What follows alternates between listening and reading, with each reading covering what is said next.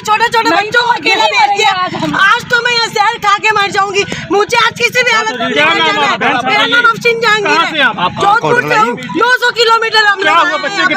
मैं 11 साल हो गए मेरी शादी को। वहाँ पर मम्मी पापा से मिलने आई थी।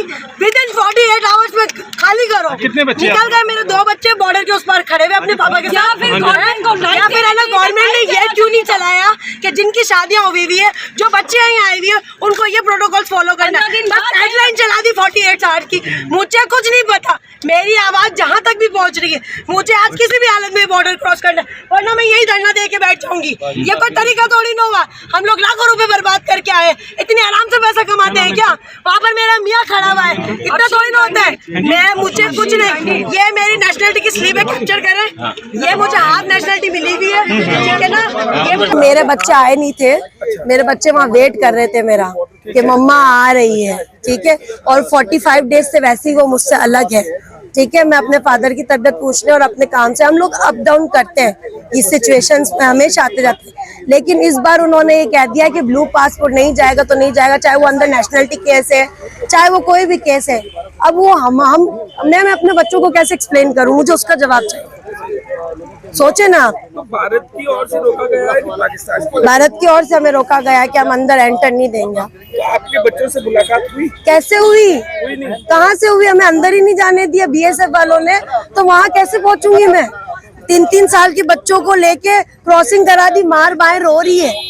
कितने लोग थे वहाँ? 30 मेरे जैसी 30 बहनें थी वहाँ पर, जो ये केस भुगत रही थी मेरे जैसा। कोई कहीं से आया था, कोई कहीं से आया था, कोई कहीं से आया था।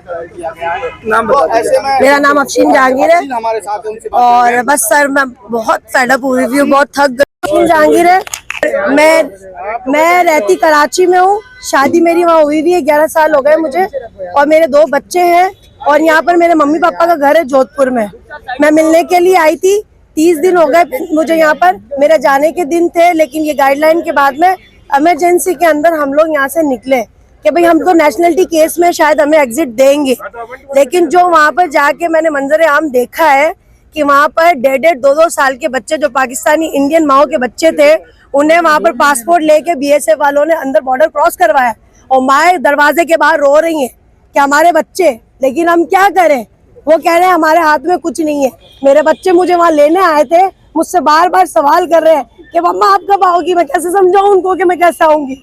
अगर जो भी गाइडलाइंस आपने चलाई थी, हमारे लिए भी तो कुछ करते ना। नेशनलिटी हमें अभी मिली नहीं है। 11 साल हो गए हैं मुझे। नेशनलिटी की स्लिप मौजूद है, जिस दिन मुझे वो नेशनलिटी मिलेगी वो स्लिप जमा हो जाएगी। लेकिन मेरा घर तो वही है ना। मैं तो अपने मायके आई थी, और आज मैं इतनी मुसीबत से, हम लोग 3 घंटे में तैयारी करके वहाँ गई, और 900 किलोमीटर है जोधपुर से वहाँ पर। कितना पैसा बर्बाद हुआ है। मेरे हस्बैंड वहाँ से इमरजेंसी में आए, मेरे बच्चों को लेके आए। सबसे पहले तो मेरे बच्चों के सवाल का जवाब दो कि मैं उन्हें कैसे समझाऊं कि उनकी माँ कब आएगी। मुझे जवाब चाहिए इस बात का। मुझे, मेरी बहन को, मुझ जैसी ऐसी 30 बहनें खड़ी हुई थी बॉर्डर पे, जो रो रही थी, जो गिड़गिड़ा रही थी, जो तरस रही थी अपने बच्चों के लिए। उनका सवाल का जवाब दो। हम लोग कैसे जाएंगे यहाँ से? ये हमारा कसूर थोड़ी ना है कि हमारी शादी वहाँ हुई हुई है या हमें नेशनलिटी नहीं मिली है। इवन वहाँ पर जो पाकिस्तानी लड़कियां फंसी हुई है, उनसे भी यही कहा जा रहा है कि इंडियन बच्चों को भेज दो। माँ कैसे रहेगी? क्या आपके बच्चे नहीं है?